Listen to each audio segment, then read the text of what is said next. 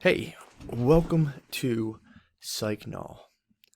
This is the introduction to logotherapy, and the reason I picked logotherapy specifically because I was actually going to do something else, but I thought logotherapy would be good because I just did the acceptance and commitment therapy learning module, and go back and watch that if you haven't, but part of that was cultivating this skill set called psychological flexibility.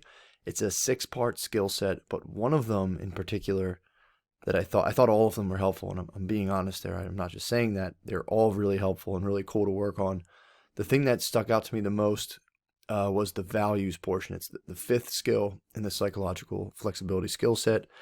And the values one was really cool because I thought it kind of went really deep and really personal, and I found that to be really helpful in terms of being able to switch my decision making as much as I can, to where I'm making decisions based on my values rather than what I was up to before, which was just like satisfying fleeting sensory pleasures or just acting in ways where I could just avoid short-term discomforts. And making that little switch or pivot, as Stephen Hayes, the guy who came up with acceptance and commitment therapy, calls it, making that pivot towards basing decisions and behaviors around my personal values and, cultivating those values and identifying what they are was super helpful. So I decided, I was like, let's pick logotherapy because logotherapy is a psychological modality, like a therapeutic modality, we'll say, that strictly deals with this issue of not just values, but meaning, and how when people lose a sense of meaning, that can affect them negatively. In not just a psychological sense, but it can just start to rot people's lives, from the inside. So, which sounds kind of grim and nasty, but sometimes life gets grim and nasty. That's just what it is. So let's jump into the introduction of logotherapy. This was just the introduction to the introduction. Let's get into the actual introduction. All right, so what is logotherapy and why do I think it's worthwhile to talk about? Well, first, I think it's worthwhile because it addresses some of the most glaring and yet least talked about problems that affect us in our modern age. The specific issue addressed by logotherapy is meaning. Like, what's the meaning of life? What's the point? To which I actually think it gives a decent answer. Though compared to other schools of therapy, this idea of meaning is somewhat broad and vague, not really the stuff that scientists like to work with. Actually, the stuff we're dealing with here in logotherapy traditionally was covered and thought about more by, this is the domain of priests, poets, and philosophers traditionally. All right, so how can we conceptualize this issue of meaning? Like, what's an example? So we can all agree that we do stuff, right? Sometimes when we do a thing, we barely think about it. Other times, it's this seemingly huge experience for us. Why? Because the things we do vary in levels of meaning. Take going to the DMV, for example. What does that mean for me? Well, being that I'm 35 and have been driving for a while, the experience of going to the DMV is annoying and dull and sometimes even a little depressing. But when I was going to the DMV for the first time, say to take my driver's test as a teenager, it was a highly meaningful experience. That is because the DMV takes on a different meaning for the young aspiring driver than some 35-year-old dude. It's the same building, same long lines and fees for everyone who enters, but for, say, 16-year-old me, the DMV was experienced as a source of deep and desperately wanted freedom to move about, while now it's just something I dread and try to get out of. But that's just one example of a single thing we do and can experience meaning from. Something Frankl calls the meaning of the moment. And honestly, a lot of these moments that we experience typically seem boring and kind of dull, unimportant. Though, these seemingly stupid, boring moments combine to form our life. And life's important, right? So how can something so important be made up of what seems to be mostly dull and meaningless moments? Is there meaning to be had by combining all of the things we do? Is there a sense of rhythm and purpose? Or is it just a bunch of chaotic, unrelated happenings? Okay, taking a bunch of, random events of your life and, what do they add up to? I think this kind of helps doing this in a musical sense. So, personally, it's like I can use the events of my life. So it's like, all right, born in Havertown, Pennsylvania. Moved to Garnet Valley, Pennsylvania. Went to college in Philadelphia. Switched my major from psychology to business. Started doing stand-up comedy.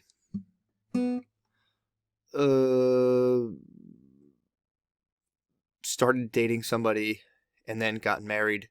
Not on a whim, but pretty quickly. Moved to New Jersey. Got divorced.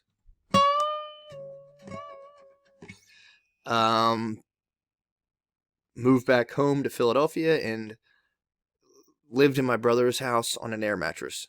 All right, so if I were to take all of those life events that, they seem to be all over the place and form them in, the larger musical pattern known as a chord, they would form something like just there wouldn't be any kind of, if I were to think about them all, I'd go, what is this? This isn't adding up to anything. I just seem to be jumping in a bunch of different directions that is, which is turning out pretty disastrously for myself. And, but then it's like, and that's sometimes can just be a phase of your life. And then, if I carry the pattern on, it's like, move out of my brother's house, move in with a bunch of my friends, start doing stand-up again, go back to graduate school for social work, have a comedy podcast, and then combine all of those skills and seemingly, disparate life experiences into Psych Null, which would form. So the basic idea is that even though when we look back on our current life experiences, they may be seemingly disconnected, unrelated, and completely pointless, that doesn't mean that that will always be the case. But in order to kind of get a sense of meaning or, a purpose, or that kind of like, harmonious chord strike versus the like nothing makes sense feeling, is to take a very conscious and approach to like what we're doing with ourselves, and also taking a very kind of extensive self-inventory into the kinds of things and experiences that resonate with us, to the point where we're not sitting around all day asking ourselves what's the point of everything we're doing. If we're doing the right things, we just simply won't ask that question. Let's check in with the big dog himself, the man VIktor Frankl, creator of Logotherapy, and see if we can get any more clues as to what we're dealing with here. To the American public, though, he's best known through his book, Man's Search for Meaning, that has so far sold over 1 million copies alone in this country. Dr. Frankl, how do you feel about this success? Frankly speaking, I don't see therein so much of a merit or achievement on the part of the author of this book, that's me, but rather a symptom on the part of the mass neurosis of today. Because if so many hundred thousands of people are reaching out for a book whose very title promises to deal with the problem whether or not life has a meaning, then this is an indication for the fact that the very search of meaning has been frustrated, and in fact ever more patients turn to us psychiatrists today complaining of an abysmal feeling of meaninglessness, of emptiness, of an inner void, and that is why I've termed this condition the existential vacuum, and this in fact seems to me to be the mass neurosis of today. This void manifests itself as in apathy, in boredom, lack of initiative, lack of interest in the world, or initiative in changing something within the world for the better. This frustration is a a proof of the existence of a will to meaning. Unless we were imbued by will to meaning, by the wish to find meaning and discover and fulfill meaning in life, we never would be able to experience an inner void. So this is in a way also something positive. VIktor Frankl, founder of Logotherapy, posits as humans we have an ingrained will to meaning, to have our experiences aligned not just with our basic instinctual drives, but also with our specifically human desire to have the things we do mean something, to serve some sort of transcendently effective purpose that can only be verified on a very personal and intuitive level. Meaning we have to feel it. This isn't a math problem. It's more like appreciating a work of art that we are creating. Having this, Frankl posits, doesn't just make us feel good, but can keep us alive. But in order to achieve this grand personal vision and sense of harmony, we need to change the way we look at and interact with the small component parts of our life, fully interacting with those fleeting, seemingly dull moments with the same gravity we attribute to our life as a whole, a deathbed mentality. Of course, all of this sounds great, but it comes with a price, and that price is responsibility. They're more afraid that things might have meaning than they are afraid that things might not. Because you might ask yourself, well, here's two options. One is, it doesn't bloody well matter what you do. Who the hell cares? Who's going to know in 1,000 years? And everything's relative. Well, you think, God, nothing could be worse than that. Well, I can tell you something that would be worse than that. It's easy. Let's take the reverse. Everything you do matters. Okay, so what's the downside of that? It's like you don't get to get away with anything. Everything you do is important. It's linked to everything else. It's like, okay, now choose. You got a choice. You can either choose to believe, nihilistically, that nothing has any meaning. Well, you get to be depressed and anxious, and maybe you're impulsive because that's the only kind of pleasure you can find. But the advantage is, you don't have any responsibility. You can do whatever you want. And if a psychoanalyst would say, maybe that's why you believe it. That's a secondary gain, right? You think you believe it because you've derived it logically. It's like, yeah, sure. No. You believe it because it's in the best interest of the worst aspects of you to believe it. Because it justifies sloth and cynicism. While the opposite is, yeah, what you do matters. It's like, well, why not believe that? Well, try believing it seriously and see what happens. You take the existential claim seriously. One of them is, you make a mistake, especially one that you know is a mistake, you will absolutely pay for it. And worse, that you'll never get away with it. And worse than that, it'll domino out into the world. So not only will you pay for it, but the people that you're connected with will pay for it. There's always a price. It's like, well, you decide which of those two things is more terrifying. The idea of us being ultimately responsible for our own sources of meaning is one of the central tenets of logotherapy. And not only that, but these sources of meaning almost always have profound demands. But it is within those demands that we find our meaning. And just so we're fully confused here, those demands and meanings are unique for every individual, meaning no one can find or express them but you. And also, we can't just will them out of nothing. We find them in interacting with things outside of us that, if we're paying attention, are sort of calling us in a way. All right, so consider this quote from VIktor Frankl, and the quote was in regard to this, let's call it an overarching meaning question. Not like the meaning of the moments we talked about before, but this, we tend to skip that and go to like, what's the meaning of my entire life? And this is Frankl's answer. I doubt whether a doctor can answer this question in general terms, for the meaning of life differs from man to man, from day to day, and from hour to hour.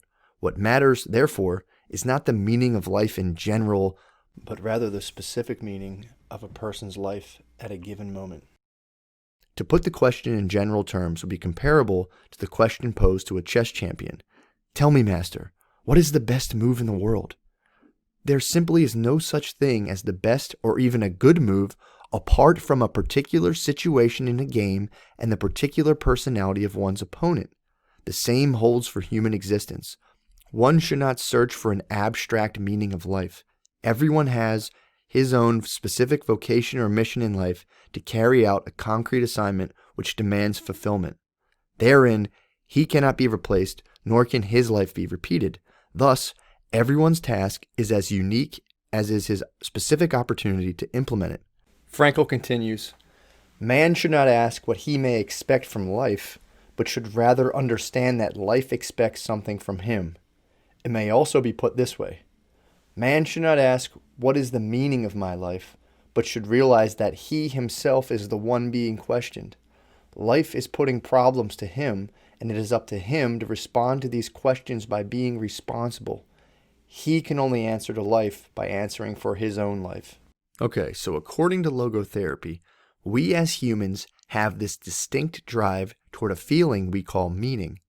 So just doing stuff isn't enough for us. We need it to matter in some way that only we can personally experience and deem worthy. And not only that, that feeling matters to the point that VIktor Frankl thought it had actual survival value. Meaning, people will kill themselves or engage in very harmful behaviors when they can't find meaning in what they do or think they never will. Think about it. History is full of tons of people who have achieved at really high levels, gaining wealth, status, power, only to find the things that they thought they wanted to be totally empty and meaningless. Logotherapy aims to help us avoid this tragic fate, or if we're in it, to get out of it and move toward a more meaningful existence. In the next video, we're going to look at the events that shaped VIktor Frankl's life, his work, and how his ideas fit in among the ideas of his time, and also some of the other writers who have written about this subject and thought about it extensively. We are going to use all of this information to see if we can figure out some concrete steps to put us in touch with our own sources of meaning so we don't end up like Daniel Day-Lewis at the end of There Will Be Blood.